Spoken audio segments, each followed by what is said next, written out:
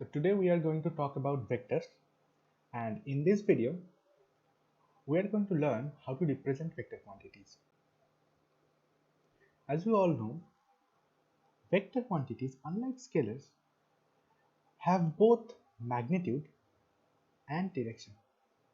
So a vector is a measurable physical quantity which has a magnitude and a particular direction. So we want to represent vectors. Now vectors can be represented in two ways. Vectors can be represented as geometrical objects, so that is geometrical representation of vector, and vectors can be represented as algebraic computational objects, so that is algebraic representation of vectors. So first we will go through geometric representation of vectors. So we will do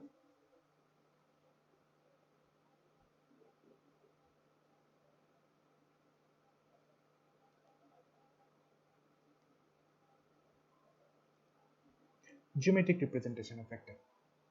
So how we represent vector geometrically? We represent vector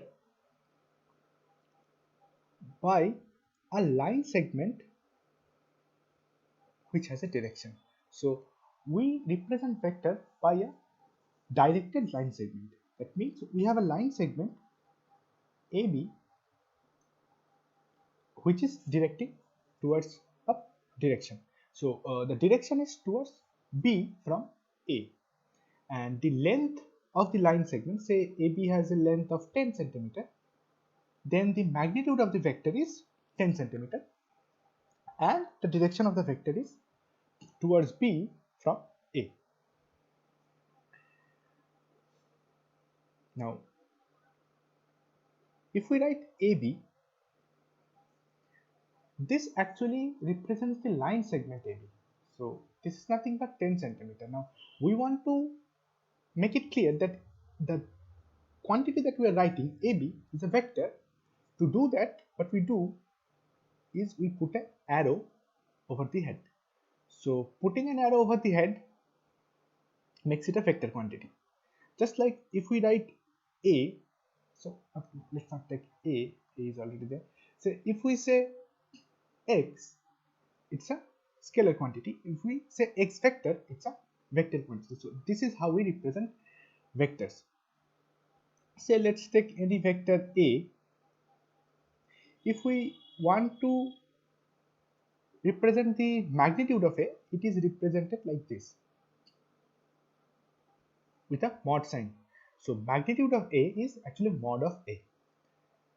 So here we will write magnitude of AB means the value of magnitude of AB, which is 10 centimeter, and the direction is towards B from A.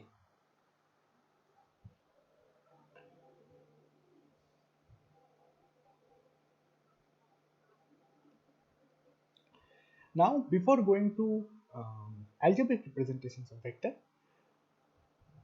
we will discuss a little bit about unit vectors. So we will discuss about unit vectors. So what are unit vectors? So unit vectors are vectors which has mod 1. That means unit vectors are vectors which have a magnitude of unity. Let's say this is my vector, this is a vector.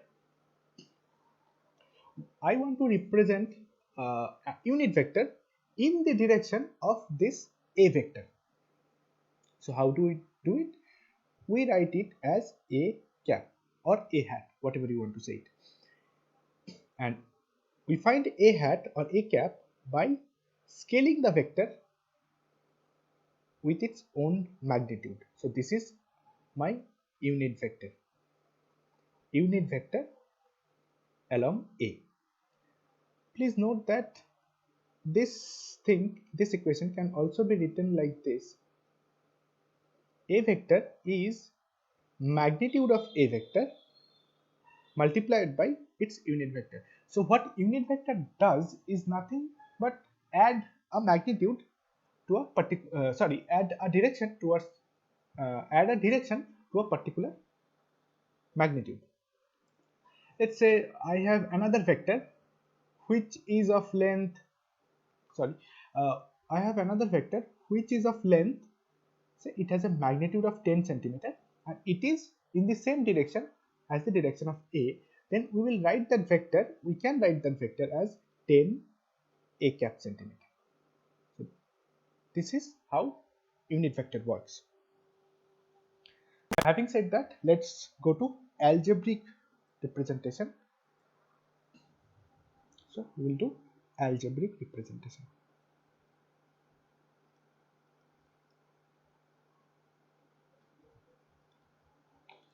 So to represent vectors algebraically, we need a coordinate system, and here we will take a Cartesian coordinate system.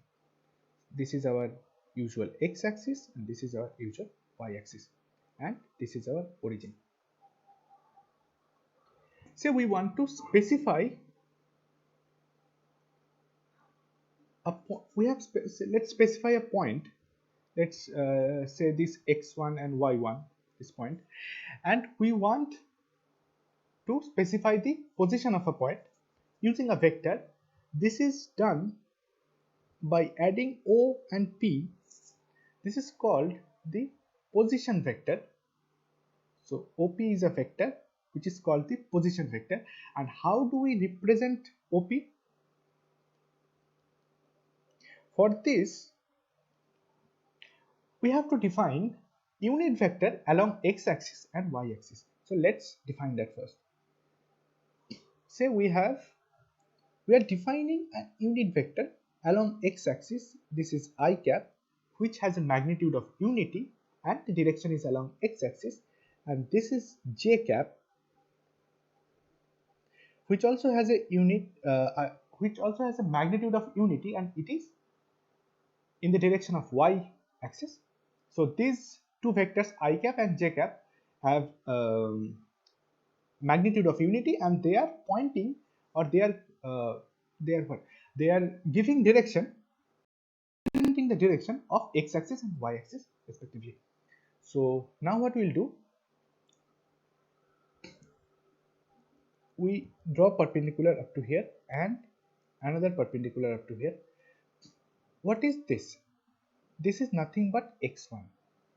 So to find the point to find the point P, I have to come x1 along the x-axis.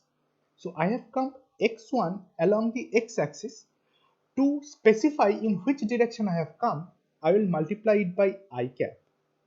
Plus I have to go up towards y-axis, and to specify that I have gone, let's say I have gone y1, and to specify the direction I am multiplying it by j. So this is my algebraic representation of this position vector OP. Now this is a position vector. I can also take any vector like this. Say this is my axis. I can also take a vector like this. Let's say this is a vector AB, and I can write down the vector in algebraic form with the x component and y component. Let's do it. Say it has an x of, say this is x2 and this is y2. So from A I have to go to B. Now what is happening, that I have said, let's say this vector A vector. So A vector, how am I going to write A vector? So I am coming on the opposite direction of I cap, right? So I will write x2 into minus I cap. This minus is coming because I cap is in this direction and j cap is in this direction, and I am coming from point A in the opposite direction of I cap, and then I have to go in the direction of j y2 distance, so y2 into j cap. So this is my a vector. This will be minus x2 I cap plus y2 j cap. This is more or less how we represent vectors. This video will end here. In the next video, we will talk about how to add vectors, that means vector addition and subtraction. Let's close it here. Thank you for watching.